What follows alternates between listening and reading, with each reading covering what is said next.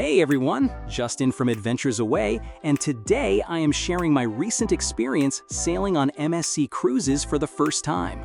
Now, if you've been watching my channel for a while, you know that I've spent quite a bit of time sailing with Royal Caribbean, so naturally I went into this cruise comparing the two. But I also wanted to give MSC a completely fair chance. Every cruise line has its own personality, and just because something is different doesn't necessarily make it bad. After spending several days on board, I definitely came away with some things that really impressed me, and a few things that I think still need some work.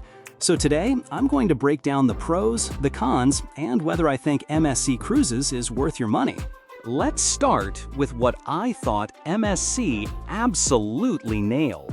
The first thing you notice before you even step on board is just how beautiful these ships are. MSC has done an incredible job with their newer fleet. The ships have a very modern European design, with lots of glass, chrome, open spaces, and elegant architecture. Walking through the atrium honestly feels more like you're entering a luxury hotel than a cruise ship. If you've ever seen ships like MSC Seashore, Seascape, or Seaside, you know exactly what I'm talking about. They're incredibly photogenic and just have a different feel compared to most North American cruise lines. One surprise for me was the pizza. I know that sounds like a small thing, but anyone who's been on a cruise knows you'll probably eat pizza more than once throughout the week. In my opinion, MSC serves the best pizza at sea.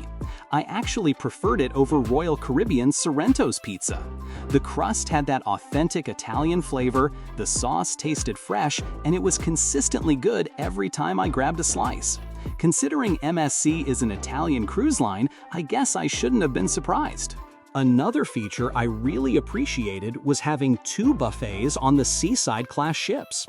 Instead of everyone crowding into one buffet area, the guests naturally spread out between both locations.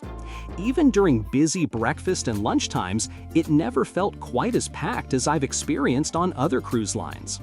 That layout really helps move people around the ship and keeps things feeling a little less chaotic. Of course, one of the biggest reasons people book MSC is the price. There's really no way around it. They're often significantly cheaper than Royal Caribbean, Carnival, or Norwegian on very similar itineraries. I've seen week-long Caribbean cruises where MSC was several $100s less per person. For families, that savings adds up quickly. When you look at what you're getting for the money, it's honestly hard to argue with the value. The ships also offer a ton of places to relax.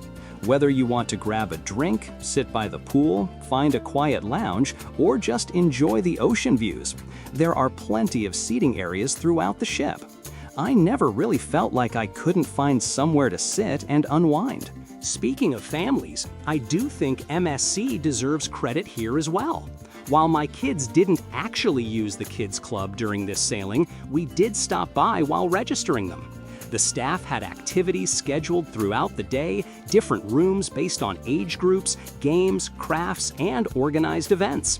It definitely looked like there was plenty to keep kids entertained if your family plans on taking advantage of it. Another nice bonus is MSC's Loyalty Status Match program. If you've built status with another cruise line like Royal Caribbean, Carnival, or Norwegian, MSC will often match your loyalty level. That's something I wish more cruise lines would do because it immediately gives experienced cruisers extra perks without having to start completely over. Now let's talk about a few things that aren't necessarily pros or cons, just things you should know before you sail. One thing that caught me off guard was the dining room menus. Instead of handing everyone a traditional paper menu, MSC primarily uses digital QR code menus. It's not a huge deal, but personally, I still prefer holding a physical menu. The good news is if you ask your server, they'll gladly bring you a paper copy.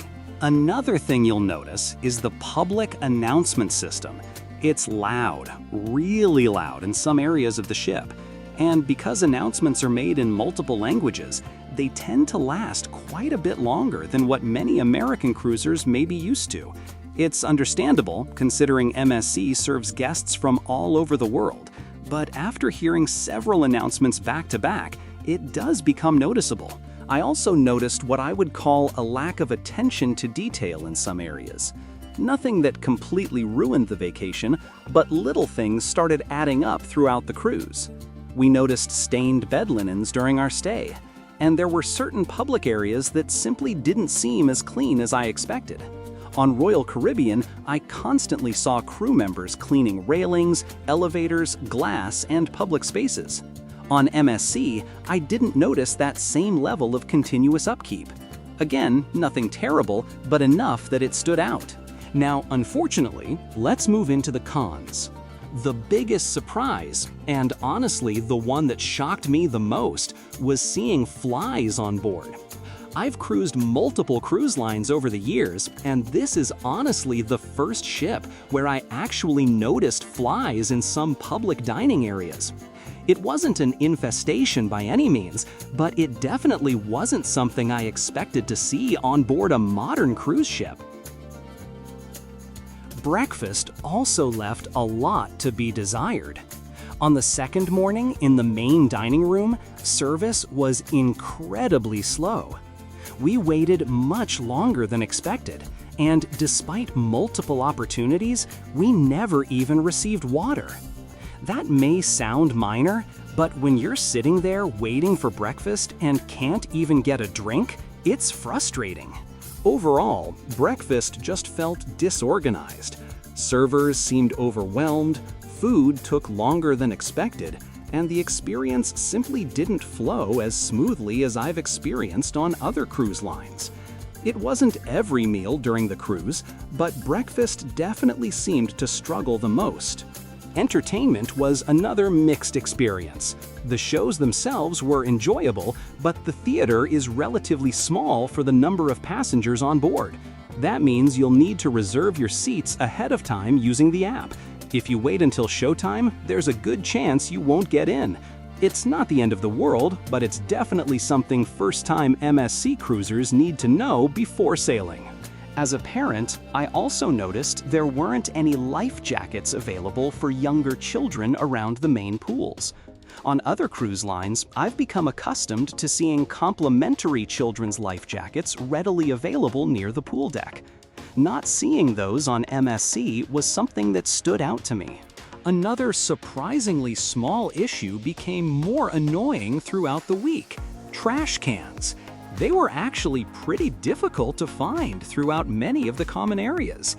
It sounds silly until you're walking around holding an empty cup or napkin trying to figure out where to throw it away. The internet was also pretty inconsistent. Sometimes it worked perfectly fine, and other times pages wouldn't load or connections would randomly drop. If you're someone who absolutely needs reliable internet for work, video calls, or staying connected, just know the experience may be hit or miss. The kids' menu in the main dining room also felt a little questionable. There weren't as many familiar kid-friendly options as we've seen on other cruise lines.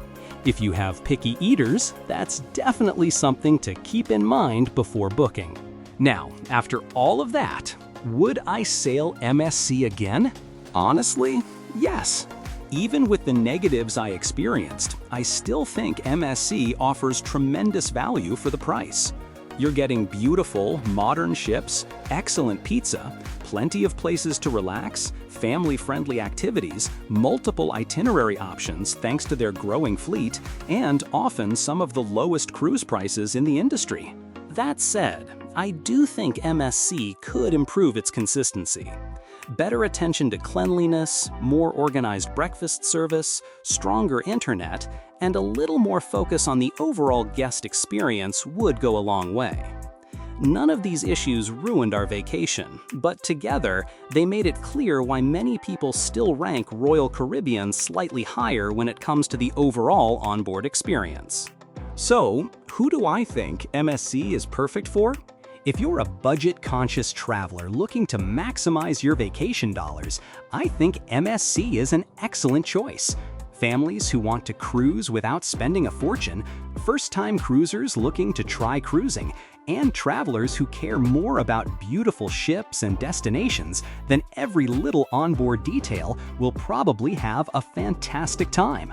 However, if you're someone who places a huge emphasis on premium service, attention to detail, consistently polished operations, and a more refined guest experience, you may find yourself preferring Royal Caribbean or some of the premium cruise lines.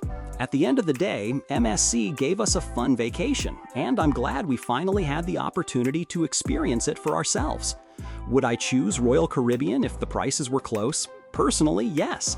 I still think Royal Caribbean delivers the more polished overall product. But if MSC is hundreds of dollars cheaper for a similar itinerary, I absolutely wouldn't rule them out. They're continuing to grow, they're building some incredible ships, and I think they'll only continue getting better.